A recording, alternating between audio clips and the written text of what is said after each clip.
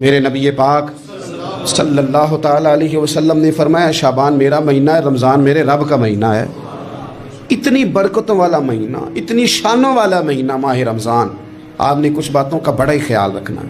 ایک تو آپ نے کوشش کرنی ہے نمازیں ذوق کے ساتھ پڑھی جائیں، یعنی ایک ہے کہ اوہو ٹانگیں نہیں اٹھ رہی اب تراویح کا ٹائم، نہ اس میں کجی ہے، اس میں تھوڑا سا نا ذوق کی کمزوری ہے۔ اٹھنا ہے تو شوق سے اٹھنا ہے، بھاگ کے اٹھنا ہے۔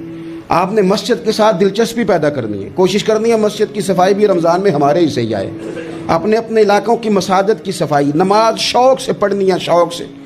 آپ نے رمضان المبارک میں کوشش کرنی ہے کہ آپ یہ کہیں کہ زیادہ سے زیادہ میں نہ دوسروں کو نواز سکوں، میں نہ چپکے سے پہنچوں کسی غریب تک، خود سے جاؤں اور رمضان سے پہلے جاؤں، تاکہ وہ پہلا روزہ جو اس نے رکھنا ہے نا وہ اسی لنگر سے رکھے جو میرے حصے میں آئے۔